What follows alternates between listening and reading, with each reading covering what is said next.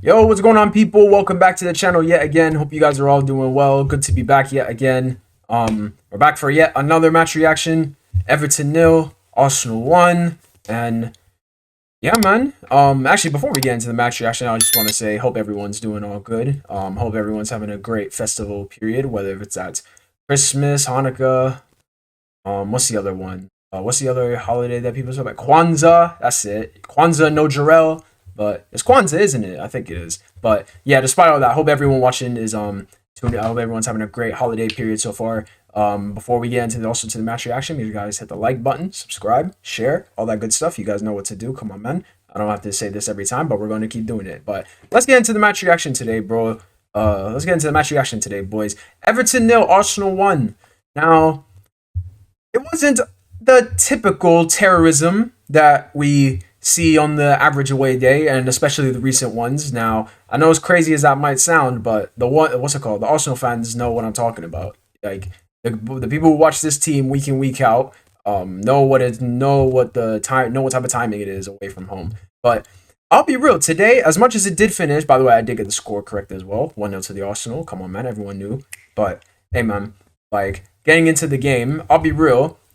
Today wasn't as much terrorism. I know it looks like it with the score. Oh yeah, 1-0 to the Arsenal. Yep, classic. These guys got the goal. They parked the bus, or they just sat on it. They just sat on their laurels. But I'll be real. I don't think it wasn't as terroristic as it seemed. It was a terroristic. It looks terroristic on paper, but hey man, I thought we were okay in some aspects today. I didn't think there were many outstanding players, but we'll get into that all that. Let's start with the lineup first of all.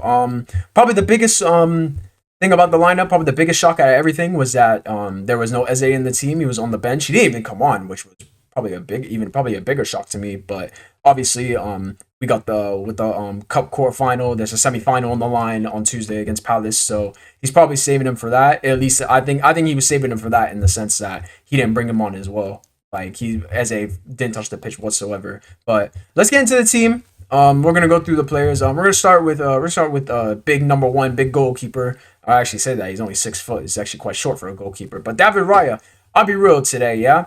Didn't have a lot to do in terms of goalkeeping's number one job, saving, but I thought his distribution today was absolutely phenomenal. I know people would be like, "Oh, it's what's the word?" Oh, I just saw his distribution. Jesus Christ! I thought, and people can say, "Yeah, Raya's distribution is always good." I thought today it was. I felt like today he was touching the ball a lot more than he does usually in terms of like kicking it out. Part of the build up when we play out the back. I felt like today he was touching the ball a lot more. I felt he was touching it a lot more today. I felt he was pinging him. I thought the passes that he was pinging and the when he would catch the ball and release it immediately. I thought those two parts of his game today I thought were absolutely perfect. I thought they were exceptional today. So big up to Raya today for the distribution. Goalkeeping wise, didn't have a lot to do, but when you got the defense we have in front of them, you're not going to be that busy as a goalkeeper. But now let's move to the back four, man. I actually want to talk about someone not just in the terms of today. I want to talk about him in terms of the season. I want to talk about Calafiori because today I thought today was one of his standard performances for this season. But the reason why I want to talk about that is because I feel like he's really taken a step up from last season. Because I remember watching this guy last season and I was like, okay, going forward, you clearly have something about you because not only are you constantly going forward, you're actually getting into like good positions. Like, bro, I remember when this guy scored his first goal at the Etihad, I was like, bro, you're a center back by nature. When we bought this guy, we bought him thinking he was a center back, and he was putting in shots into the top corner. I couldn't believe it. But yeah, man, I thought he was. I thought I think he's been great this season. Like as much as I've been one of the ones saying, oh yeah, why isn't why isn't Luis Skelly playing today or in certain games? Why is he not getting the starts? Why is he not coming off the bench? Like in all fairness, at least when it comes to him starting, in terms of him getting minutes off the bench, like cool, we can criticize Arteta for that because you should be bringing him on because we seen what he can do when he was in the team last year. But in terms of starting, and bro, Calafiori has been superb, bro. I'll be real.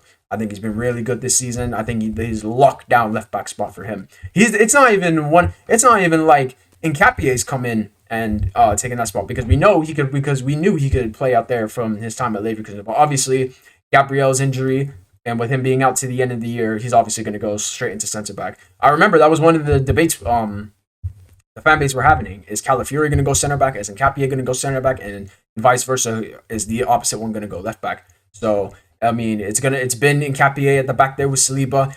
Calafiori for me is locked down left back to him. So big up to him, not just for today, but big up to him for this season. Yeah. But let's move center backs. I'll be real. Didn't I mean? It was a couple times where you could see they were trying to make it difficult, but I didn't really think that they really. I don't think they really like laid down their mark. Everton. I'll be real. Like Barry. I'll be real. That guy looked like he was just trying to win fouls off Saliba the whole game. Grealish, didn't see much of him. Didn't see him really get the ball enough, to be honest. McNeil and Alcaraz, I mean, you seen him get. Well, I mean, once we seen him get hooked, it says it all. But I mean, it's usually like the standard thing. Like today, I feel like watching today was like watching Arsenal back when we were in our bag when we were winning 10 straight games in a row. It was on the road, clean sheet. The defense knew what type of time it was. You know you were gonna get the standard performance you were gonna get, not just from the two center backs, but from the back four as a whole. So big up to them. Timber on the right side, solid as ever. That's a standard Urian Timber performance since he's come back from his ACL. So always big up to him, man. But let's move into midfield. I'll be real today, yeah. I was one of the players that has been advocating and screaming for Declan Rice to get some rest. And I'll be real. Not only did I thought he played, I thought he played really well today in terms of I thought his ball winning today was bro. He was winning the ball back in really really key areas. Go on. Oh, sat here watching the Eagles game, bro. Good lord. But yeah, I thought Declan Rice ball winning today. I thought it was really good. Zubamendi, I thought in certain areas like he was giving. I thought he was making wrong decisions at times in terms of where to release the ball. Obviously, he hit the post as well at 1-0. We were praying. I was praying. We were praying that shot wasn't going to come back to bite us in the ass, but thank God it didn't. But yeah, I thought the midfield in terms of Rice and Zubamendi, because we know you know what you're going to get with them too. You know what type of timing it is. Team Rice, the one who's winning the ball back cleanly, and then you want it. Zubamendi is the one you want to get the ball to, so we can release and then play it quickly. Well, try to play it quickly because we know, bro. We know what happens when Arsenal try to play the ball quickly this season. It's been relatively slow for being honest, but yeah, man. I thought Rice was really good. I thought he was probably the best midfielder today. Another person I actually want to talk about today was Martin Odegaard because obviously he got the start today. I feel like he hasn't really started. I don't know what it is. I just feel like he hasn't started a lot of games since he's come back. But in terms of the games that he has started since coming back, I thought that was probably one of his best ones in terms of because the one thing I say about Odegaard is that he gets the ball and then like your job as a 10 your job is to create. The traditional job of a 10 is to create. I'm seeing this my problem with Odegaard is that he's picking up the ball and he's either just ball watching waiting or he's taking too many touches with it and then the correct the correct pass he should be playing is gone or he's playing it too late. That's my big issue with him. But I thought today he was actually like really aggressive in the sense of trying to create something. I seen him doubling up with Saka on the right side. That's something I ain't seen a lot of really this season. I thought the right side was actually really good overall when you add Timber into it because even him, although all three of them were playing really well in the final third on the right hand side. But I seen Odegaard. I also seen him getting a bit physical today too. That's another thing I'm always criticizing him about. But I thought in terms of playing as a 10, I thought he actually did really well today in terms of really getting the ball into the right areas, doing the right thing. I didn't see him make too many bad decisions with the ball today in the sense of like there's a better option for you to make. I actually thought he did really well with Saka on that right hand side.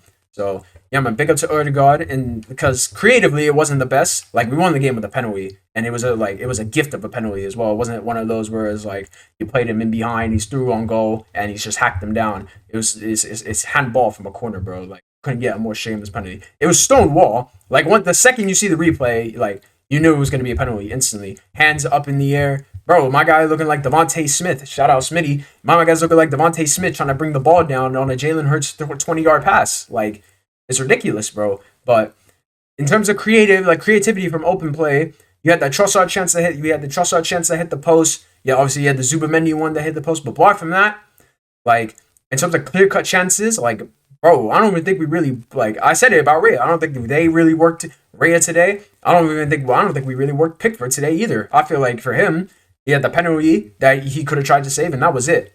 So, but let's get to the front three, man. Let's get to the front three. We're going to start off with a man like Leo Trossard. Obviously, the first guy who hit the post. And when I seen him hit the post, I was thinking, oh, God, is it really going to be one of them days? Because if you actually remember, Everton started the second half really well. And I think Trossard hit the post. I think it was like the 60th minute or something. I'm trying to see if I could.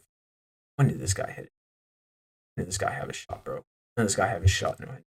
Yeah. So yeah, like right, like 15, 20 minutes of the second half. So to be honest, when you see it, like, bro, excuse me, when you see it, like, you see that chance and you're like, oh, is this going to be another one? Because I remember another thing they were talking about is, Arsenal's like 6 games or games that they didn't win last season. But hey, man, it turned into, it looks like, well, I can't say it turned it around. It's only been the first game of the 6, but they got the job done today. And that's how that's probably the way you would sum up this game. It's just a job, you got the job done kind of performance. Because I feel like we are still playing with like the knowledge of how well the back four is, how well the defense is as a whole, and it's just a thing where it's like we're letting teams knock on the door, but we know they're not. We know they're not going to get in. But the problem with that is that if you keep allowing people knock on the door, someone's gonna open it. You know what I'm saying? So like, it's just one of those things where it's like you can, it's okay to do, but it's just not something okay to do on a consistent basis. And I felt like it was one of them performances because going forward, not the best. We got the goal, and then after that, it was Everton come break us down. And not in the sense of Everton come break us down, you guys can have the ball for the rest of the game, but it was the sense where it's like, okay, when we get the ball, we're just going to try to keep it going, tick it. We're not going to, because that's the one thing, another thing with this Arsenal team, we get the goal and we don't push for the second, we don't push for the third. We're not a team that's yet like trying to kill teams off once we get in front, where we like to sit on our laurels. And I thought that today was just another one of those games. This is not a classic Arsenal away day, but a less terroristic one. But you know what I'm saying? It's like, bro, start a war, there's warfare. So just because just because you kill 30 less people than you did before, doesn't mean you still didn't commit a terrorist act. Yo, this sounds crazy. I'm over here talking about Arteta's game plans being similar to freaking child murder. But hey, man, in terms of like, I mean, if we look with the like from the Everton side, obviously we gotta talk about the big man Gyökeres. Like, obviously he scored, got his penalty, and I feel like that's gonna be really good for him because I feel like he's one of those guys where it's like once you get on your bike and then after that the pedals really start running. I feel like the longer he goes without getting that first goal, it gets worse and worse and worse as it goes on. But hey, man, got the result. We got the 3 points. We're gonna be top at Christmas. We move on to Palace on is it Tuesday? I think it's Tuesday. Yeah, move on to Palace on Tuesday. Semi-final on the line. So, and I'll be real, I'm one of the guys that like win this Carabao Cup, bro. I'm not talking about not only just because I'm starving for a fucking trophy and it's been almost 6 goddamn years. I haven't won a trophy since COVID, bro. Last time I won a trophy, everyone was locked inside. Everyone was locked indoors, bro. No one was allowed outside. It's ridiculous. I was a virgin. I was a virgin last time we won a trophy.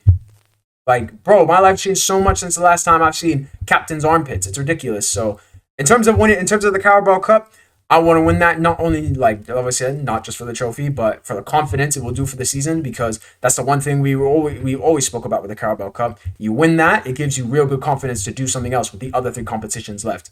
Or assuming you're not Man United and you're not in Europe and you're not out of the League Cup in August. But hey, man, it is what it is. 3 points to the Arsenal. We move on to Palace on Tuesday. What's our next Premier League game? What is our next Premier League? Our next league game is Brighton at home.